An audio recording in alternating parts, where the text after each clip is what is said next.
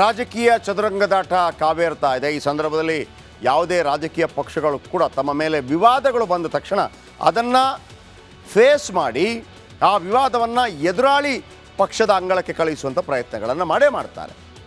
ಯಾವಾಗ ಪಾಕಿಸ್ತಾನ ಪರ ಘೋಷಣೆಯಲ್ಲಿ ಸಾಬೀತಾಯಿತು, FSL ರಿಪೋರ್ಟ್ನಲ್ಲಿ ಆ ಥರ ಘೋಷಣೆ ಕೂಗಿರೋದು ನಿಜ ಅಂಥೇಳಿ, ಸಾಲು ಕಾಂಗ್ರೆಸ್ ನಾಯಕರು ಇಲ್ಲ ಅವ್ರಂಗೆ ಹೇಳಿಲ್ಲ, ಅವ್ರಂಗೆ ಮಾಡೋಕ್ಕೆ ಸಾಧ್ಯನಾ ಹಿಂಗೆಲ್ಲ ಹೇಳ್ತಾ ಇದ್ರು. ಆದರೆ ಮುಖ್ಯಮಂತ್ರಿ ಎಲ್ಲೂ ಕೂಡ ತೂಕ ತಪ್ಪಿ ಮಾತಾಡಲೇ ಇಲ್ಲ, ಬಹಳ ಸಮಂಜಸವಾಗಿ ಮಾತಾಡ್ತಾ ಇದ್ರು. ಯಾರೇ ಆಗಿರಲಿ ಯಾರನ್ನು ಕೂಡ ರಕ್ಷಿಸುವಂಥ ಪ್ರಶ್ನೆನೇ ಇಲ್ಲ ಅಂತ ಹೇಳಿದರು. ಆದರೆ ಉಳಿದ ಕೆಲವು ಈ ಪ್ರಿಯಾಂಕ್ ಖರ್ಗೆ ಅಂತ ನಾಯಕರಿರ್ಬೋದು, ಇನ್ನಿತರರು ಸರ್ಕಾರವನ್ನು ದಾರಿ ತಪ್ಪಿಸೋ ಪ್ರಯತ್ನ ಮಾಡಿದ್ರ ಅನ್ನುವಂಥ ಅನುಮಾನ ಕಾಡ್ತಾ ಇದೆ. ಹೀಗಾಗಿ ಯಾವಾಗ 3 ಜನ ಅರೆಸ್ಟ್ ಆದರೂ ಸರ್ಕಾರಕ್ಕೆ ಒಂದು ರೀತಿಯಲ್ಲಿ ಹಿನ್ನಡೆ. ಅದಾದ ನಂತರ ರಾಮೇಶ್ವರ ಕೆಫೆ ಆಯಿತು, ಬಾಂಬ್ ಸ್ಫೋಟ ಆಯಿತು, ಮತ್ತೊಂದಾಯಿತು. ಆದರೆ ಇಲ್ಲಿ ತನಕ ಬಾಂಬರ್ನ ಪತ್ತೆಯಾಗಿಲ್ಲ. NIA ಪ್ರವೇಶ ಮಾಡಿದೆ, ಆಮೇಲೆ 10 ಲಕ್ಷ ಘೋಷಣೆ ಮಾಡಿದೆ. ಇದೆಲ್ಲವೂ ಕೂಡ ಒಂದು ರೀತಿಯಲ್ಲಿ ಹಿನ್ನಡೆನೆ.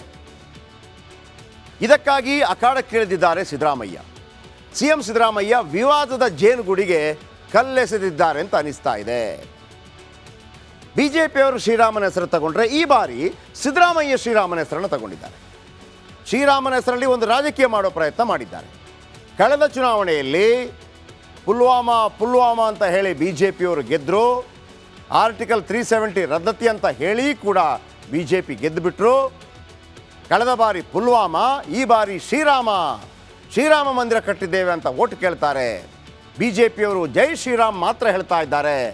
ಆದರೆ ಸೀತಾ ಹಾಗೂ ಆಂಜನೇಯರನ್ನು BJPಯವರು ಬಿಟ್ಟಿದ್ದಾರೆ ಅಂತ ಸಿದ್ದು ಹೇಳಿಕೆಯನ್ನು ಕೊಟ್ಟಿದ್ದಾರೆ. ಅದೀಗ ದೊಡ್ಡ ಮಟ್ಟದಲ್ಲಿ ಚರ್ಚೆಗೆ ಕಾರಣವಾಗ್ತಾ ಇದೆ.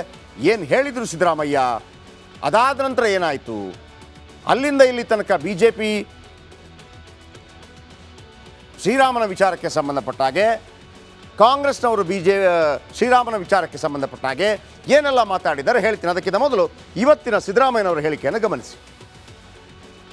ಹಿಂದೆ ಕಳೆದ ಲೋಕಸಭಾ ಚುನಾವಣೆಯಲ್ಲಿ 370 ಪುಲ್ವಾಮಾ ಅದರ ಮೇಲೆ ಗೆದ್ದು ಬಿಟ್ರು. ಈಗ ಜೈ ಶ್ರೀರಾಮ್ ದೇವಸ್ಥಾನ ಕಟ್ಟಿಸ್ಬಿಟ್ಟಿದೀವಿ. ಶ್ರೀರಾಮನ ದೇವಸ್ಥಾನ ನಿಮ್ಮ ಊರಿನಲ್ಲೆಲ್ಲ ಶ್ರೀರಾಮನ ದೇವಸ್ಥಾನ ಇಲ್ವಾ? ಇದೇ ಇಲ್ಲ. ನಾನು 2 ದೇವಸ್ಥಾನ ಕಟ್ಟಿಸಿದ್ದೀನಿ ನಮ್ಮ ಊರಿನಲ್ಲಿ, ಶ್ರೀರಾಮನ ದೇವಸ್ಥಾನ ಕಟ್ಟಿಸಿದ್ದೀನಿ. ಅದಕ್ಕೆ ನಾನು ಜೈ ಶ್ರೀರಾಮ್ ಅಂತ ಕರೀತಾರೆ BJPಯವರು. ನಾನು ಏನಂತ ಕರಿತೀನಿ, ಜೈ ಸೀತಾರಾಮ್, ಜೈ ಸೀತಾರಾಮ್.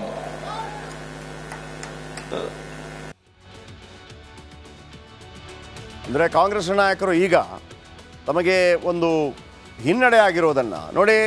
ನಾವು ವಿಧಾನಸಭೆಯ ಆವರಣದಲ್ಲಿ ಏನು ಘೋಷಣೆ ಆಯಿತು ಅದರ ಬಗ್ಗೆ ಕೂಡ ತನಿಖೆ ಮಾಡಿಸ್ತಾ ಇದ್ದೀವಿ. ಮಂಡ್ಯದಲ್ಲಿ ಏನು ಘೋಷಣೆ ಆಯಿತು ಅದರ ಬಗ್ಗೆ ಕೂಡ ತನಿಖೆ ಮಾಡಿಸ್ತಾ ಇದ್ದೀವಿ. ಅಲ್ಲಿ ಘೋಷಣೆಯಾದಾಗ BJPಯವರು ಮೌನಕ್ಕೆ ಜಾರಿದ್ರು, ನಾವು ಬಿಡಲಿಲ್ಲ. ನೀವು ಇಷ್ಟೆಲ್ಲ ಕೇಳ್ತೀರಿ ದೇಶದ ಬಗ್ಗೆ, ಆದರೆ ಪುಲ್ವಾಮಾ ಬಗ್ಗೆ ಯಾಕೆ ತನಿಖೆ ಆಗ್ತಾ ಇಲ್ಲ ಅನ್ನುವಂಥ ಹೊಸ ಅಸ್ತ್ರವನ್ನು ಮತ್ತೆ ಕಾಂಗ್ರೆಸ್ನವರು BJPಯವರ ಮೇಲೆ ಬಿಡ್ತಾ ಇದ್ದಾರೆ. ಹಾಗಾಗಿ ರಾಮ ಮತ್ತು ಪುಲ್ವಾಮಾ ಈ ವಿಚಾರದ ಬಗ್ಗೆ ಚರ್ಚೆ ಆಗುವಂಥ ಸಾಧ್ಯತೆಗಳು ಕಂಡು ಬರ್ತಾ ಇದೆ. ರಾಮನ ವಿಚಾರಕ್ಕೆ ಸಂಬಂಧಪಟ್ಟ ಹಾಗೆ ಬರೋದಿದ್ದರೆ ಇವತ್ತು ಹೇಳಿದ್ರು ಜೈ ಶ್ರೀರಾಮ್ ಅಂತಾರೆ, ನಾನು ಜೈ ಸೀತಾರಾಮ್ ಅಂತ ಹೇಳ್ತೀನಿ. ಈ ಹಿಂದೆ ಕೂಡ ಕಾಂಗ್ರೆಸ್ ನಾಯಕರು ರಾಮ ಮಂದಿರ ಉದ್ಘಾಟನೆಗೆ ಮೊದಲೇ ಕೆಲವು ಹೇಳಿಕೆಗಳನ್ನು ಕೊಡೋ ಮುಖಾಂತರ ಒಂದು ರೀತಿಯಲ್ಲಿ ಹಿನ್ನಡೆಗೆ ಕಾರಣವಾಗಿದ್ದರು. ಯಾಕೆಂದರೆ ಪಕ್ಷಾತೀತವಾಗಿ ರಾಮನ ಭಕ್ತರಿದ್ದಾರೆ. ಈಗ ಕಾಂಗ್ರೆಸ್ನಲ್ಲಿರುವಂಥ ರಾಮನ ಭಕ್ತರು ಮಂದಿರಕ್ಕೆ ಹೋಗಬೇಕಾ ಹೋಗಬಾರ್ದಾ ಅಂತೇಳಿ ಕಾಂಗ್ರೆಸ್ ಹೆಂಗ್ರಿ ಡಿಸೈಡ್ ಮಾಡುತ್ತೆ? ಅಥವಾ BJPಯಲ್ಲಿರುವಂಥ ರಾಮನ ಭಕ್ತರು ನೀವು ಹೋಗಬೇಡಿ ಅಂತೇಳಿ BJP ಹೆಂಗ್ರಿ ಡಿಸೈಡ್ ಮಾಡುತ್ತೆ? ಅಥವಾ ಹೆಂಗೆ ಡಿಸೈಡ್ ಮಾಡುತ್ತೆ? ಅವತ್ತೇನಾಯ್ತು, ನಾವು ಹೋಗೋದಿಲ್ಲ ಅಂತ ಕಾಂಗ್ರೆಸ್ನವ್ರು ಹೇಳಿದಾಗ ನೀವೆಲ್ಲರಿಗೂ ಪರಮಾನ ಕೊಟ್ಟಂಗೆ ಕಾಂಗ್ರೆಸ್ನವ್ರು ಯಾರು ಹೋಗಬಾರ್ದು ಅದು ಹೆಂಗೆ ನೀವು ಹೇಳ್ತೀರಿ? ನೀವು ಯಾರು ಅದನ್ನು ಹೇಳೋಕ್ಕೆ ಅಲ್ವಾ? ಒಬ್ಬ ಕಾಂಗ್ರೆಸ್ನಲ್ಲಿರ್ಬೋದು, ಇರಬಾರ್ದು ಅಂತೇನಿಲ್ಲ. ಆತ ಪರಮ ಭಕ್ತ ಆಗಿರ್ಬೋದು, ರಾಮನ ಭಕ್ತ ಆಗಿರ್ಬೋದು, ಆತನಿಗೆ ಆಸೆ ಇರ್ಬೋದು, ಆತ ಒಬ್ಬ ನಾಯಕ ಆಗಿರ್ಬೋದು, ಕಾಂಗ್ರೆಸ್ನ ನಾಯಕ ಆಗಿರ್ಬೋದು. ಡಿ ಕೆ ಶಿವಕುಮಾರ್ ಅಂದ್ಕೊಳ್ಳಿ, ಅವರಂದ್ರೆ ನನ್ನ ಹೆಸರಲ್ಲೇ ಅವರ ಹೆಸರಲ್ಲಿ ರಾಮ ಇದೆ, ನನ್ನ ಹೆಸರಲ್ಲಿ ಶಿವ ಇದ್ದಾನೆ, ನೋಡೋಣ ನೆಕ್ಸ್ಟ್ ಅವಕಾಶ ಇದ್ದರೆ ಸಿದ್ದರಾಮಯ್ಯನವರು ಹೇಳಿದರು. ಕಾಂಗ್ರೆಸ್ ಫರ್ಮಾನ ಹೊರಡಿಸ್ಬಿಡ್ತು, ನೀವು ಹೋಗಂಗಿಲ್ಲ ಅಂತೇಳಿ. ಕೆಲವ್ರಿಗೆ ಅನಿಸಲ್ವಾ, ಅರೆ ನಾನು ರಾಮ ಭಕ್ತ ಮಾರೆ, ನೀವು ಪಾರ್ಟಿ ನಮ್ಮನ್ನು ಯಾಕೆ ಕಟ್ಟು ಹಾಕತ್ತೆ? ಆದರೆ ಪಾರ್ಟಿಯನ್ನು ಒಲಿಸಿಕೊಳ್ಳೋದಕ್ಕೆ ಕೆಲವರು ಇಂಥ ಹೇಳಿಕೆಗಳನ್ನು ಕೊಟ್ಟಿದ್ರು. ಮೊದಲಿಗೆ ಯಾರು ಇಂಥ ಹೇಳಿಕೆಯನ್ನು ಕೊಟ್ಟಿದ್ರು ನೋಡಿ, ಡಿ ಸುಧಾಕರ್ ಮೊಟ್ಟ ಮೊದಲ ಹೇಳಿಕೆ ಕೊಟ್ಟಿದ್ದು ಮಂದಿರ ಚುನಾವಣೆಗೆ ಬಳಕೆ ಆಗ್ತಾ ಇದೆ ಅಂತ ಹೇಳಿಕೆ ಕೊಟ್ಟರು. ಅದು ಆ ಸಂದರ್ಭದಲ್ಲಿ ದೊಡ್ಡ ಮಟ್ಟದಲ್ಲಿ ಚರ್ಚೆಗೆ ಕಾರಣ ಆಯಿತು. ಎಚ್ ಆಂಜನೇಯ ನಮಗೆ ಸಿದ್ದರಾಮಯ್ಯನವರೇ ರಾಮ ಕಂಡ್ರೆ ಅಲ್ಲಿಗೆ ಯಾಕೆ ಹೋಗಬೇಕು ಅಂತಂದರು.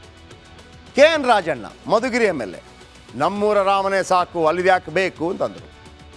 BK ಹರಿಪ್ರಸಾದ್ ಇದೆಲ್ಲ ರಾಮ ಮಂದಿರ ಉದ್ಘಾಟನೆಗೆ ಮೊದಲು ಗೋಧ್ರಾ ನೋಡಿ ಎಚ್ಚರಿಕೆಯಿಂದಿರಬೇಕು, ಗೋಧ್ರಾ ದುರಂತದ ರೀತಿ ಮತ್ತೆ ಅಪಾಯ ಅಂತ ಹೇಳಿದರು. ಆಗ್ಬಿಡತ್ತೆ, ರಾಜಕೀಯ ಮಾಡಿಬಿಡ್ತಾರೆ, ನಾನು ಹೇಳ್ತಾ ಇದ್ದೀನಿ ಮುಖ್ಯಮಂತ್ರಿಗಳಿಗೆ ಎಚ್ಚರಿಕೆಯಿಂದಿರಬೇಕು ಅಂತ ಹೇಳ್ತಾ ಇದ್ದೀನಿ. ಯತೀಂದ್ರ ಸಿದ್ದರಾಮಯ್ಯ ನಮ್ಮ ದೇಶ ಹಿಂದೂ ರಾಷ್ಟ್ರ ಆಗಬಾರ್ದು, ಅದು ಕೂಡ ದೊಡ್ಡ ವಿವಾದಕ್ಕೆ ಕಾರಣ ಆಗಿದೆ.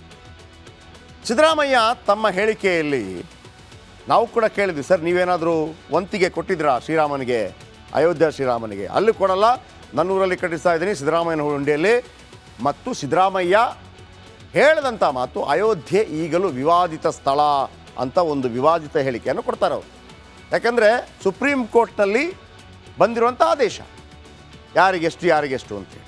ಸಂವಿಧಾನದ ಬಗ್ಗೆ ಮಾತನಾಡುವಂಥ ಸಿದ್ದರಾಮಯ್ಯನವರು ಕೂಡ, ಸ್ವತಃ ಲಾಯರ್ ಆಗಿರುವಂಥ ಸಿದ್ದರಾಮಯ್ಯನವರು ಕೂಡ ವಿವಾದಿತ ಸ್ಥಳ ಅಂತ ಹೇಳಿದರು ಎಲ್ಲ ಕೋರ್ಟ್ ವರ್ಡಿಕ್ಟ್ ಎಲ್ಲ ಬಂದ ನಂತರ.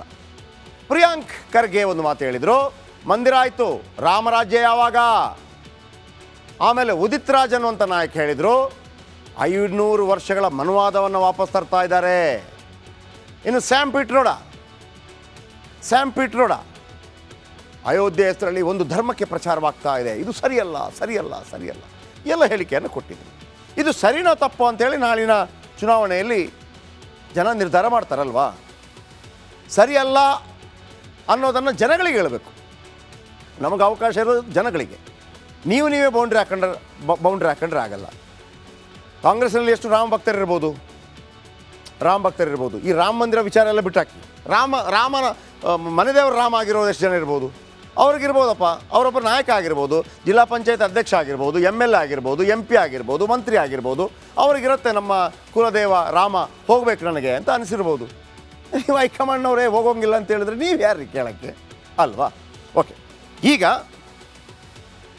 ಇನ್ನು ಈ ಹಿಂದೆ ಇವರು ಏನು ಮಾತಾಡಿದರು ಇಬ್ಬರು, ಭಾಳ ಮುಖ್ಯವಾಗಿ ಸುಧಾಕರ್, ಆಂಜನೇಯ ಮತ್ತು KN ರಾಜಣ್ಣ, ಆ ಟೈಮಲ್ಲಿ ಏನು ಹೇಳಿದ್ರು ಕೇಳಿಸ್ಕೊಳ್ಳಿ. ಚುನಾವಣೆ ಬಂದ ಗಿಮಿಕ್ ಅಲ್ವಾ, ಮನಸ್ಸನ್ನು ಡೈವರ್ಟ್ ಮಾಡೋದು. ದೇಶ ಇವತ್ತು ಭಾರತ ದೇಶ ಧಾರ್ಮಿಕವಾಗಿ ಭಾಳ ನಂಬ್ತೀವಿ ನಾವು. ಸೊ ಅದ್ರ ಮೂಲಕ ಓಟನ್ನು ಎಳ್ಕೊಳ್ಳೋಕೆ ಪ್ರಯತ್ನ ಮಾಡ್ತಿರ್ತಕ್ಕಂಥದ್ದು ಎಲ್ಲರಿಗೂ ಗೊತ್ತಿರ್ತಕ್ಕಂಥ ವಿಚಾರ. ಲಾಸ್ಟ್ ಟೈಮ್ ಎಲ್ಲಿ ಕೇಳಿದ್ರಪ್ಪ, ಲಾಸ್ಟ್ ಟೈಮ್ ಎಲ್ಲಿತ್ತು ರಾಮ ಮಂದಿರ? ಲಾಸ್ಟ್ ಟೈಮ್ ಪುಲ್ವಾಮಾ ತೋರಿಸಿದ್ರು, ಸುಮ್ಮನೆ ಯಾವುದೋ ಫ್ಲೈಟ್ ತೋರಿಸಿ ಪಾಪ ಎಲ್ಲ ಜನ ಮರಳೋಗಿ ಭಾಳ ದೇಶ ಕಾಪಾಡ್ತಾರೆ ಅಂತ ಹೋಗ್ರು. ಎಷ್ಟು ಜನ ಸತ್ರು? ಒಳ್ಳೇದಾಯ್ತಲ್ಲ, ಅವರೇ ರಾಮ, ಸ್ವತಃ ಸಿದ್ದರಾಮಯ್ಯನೇ ರಾಮ. ಆ ರಾಮಗೆ ಹೋಗಿ ಯಾಕೆ ಪೂಜೆ ಮಾಡಬೇಕು? ಅವ್ರ ಊರಿನಲ್ಲೇ ರಾಮ ಮಂದಿರ ಇದೆ, ಅಲ್ಲಿ ಹೋಗಿ ಪೂಜೆ ಮಾಡ್ತಾರೆ ಅಲ್ವಾ? ಅಲ್ಲಿ ಯಾಕೆ ಹೋಗ್ಬೇಕು? ಅವರು BJP ರಾಮ, ಅದು BJP ಅವ್ರನ್ನ ಇವ್ರನ್ನ ಕಲಿಸ್ಕೊಂಡು ಭಜನೆ ಮಾಡ್ತಾರೆ. ಮಾಡ್ಕೊಳ್ಳಿ, ನಮಗೇನಂತೆ? ನಮ್ಮ ರಾಮ ಎಲ್ಲ ಕಡೆಗಿದ್ದಾನೆ, ನಮ್ಮ ರಾಮ ಎದೆಯಲ್ಲೇ ಇದ್ದಾನೆ. ರಾಮ ಮಂದಿರಕ್ಕೆ ಅಲ್ಲೋಗಿ ಪೂಜೆ ಮಾಡಿದ್ರೆ ರಾಮನ ದರ್ಶನ, ರಾಮನ ಆಶೀರ್ವಾದನ. ನಮ್ಮೂರಲ್ಲಿರೋ ರಾಮನ ಪೂಜೆ ಮಾಡಿದ್ರೆ ರಾಮ ನಮ್ಗೆ ಆಶೀರ್ವಾದ ಮಾಡೋದಿಲ್ವಾ? ಮಾಡೋದಿಲ್ಲನ್ರಿ, ಅಲ್ಲೇ ಹೋಗಿ ಮಾಡ್ಬೇಕಾ? ದೇವರು ಅಂತಕ್ಕಂಥವನು ಸರ್ವಂತರ್ಯಾಮಿ, ಎಲ್ಲ ಕಡೆ ಇದ್ದಾನೆ, ನಮ್ಮಲ್ಲೂ ಇದ್ದಾನೆ, ನಿಮ್ಮಲ್ಲೂ ಇದ್ದಾನೆ, ಎಲ್ಲ ಜಾಗದಲ್ಲೂ ಇದ್ದಾನೆ. ನಾವು ಏನೋ ಒಂದು ತೃಪ್ತಿಗೆ, ಮನಸ್ಸಿನ ನೆಮ್ಮದಿಗೆ ನಾವು ಒಂದು ದೇವಸ್ಥಾನಗಳಿಗೆ ಹೋಗ್ತಕ್ಕಂಥ, ಏನು ಶ್ರೀರಾಮನ ದೇವಸ್ಥಾನ ಅಲ್ಲೋದ ಕ್ಷಣಕ್ಕೆ ಶ್ರೀರಾಮನ ಆಶೀರ್ವಾದ ಆಗ್ಬಿಡ್ತಿದ್ದ? ಇಲ್ಲಿರೋ ಶ್ರೀರಾಮನ ದೇವಸ್ಥಾನಕ್ಕೆ ಹೋದ್ರೆ ಶ್ರೀರಾಮನ ಆಶೀರ್ವಾದ ಆಗೋದಿಲ್ವಾ?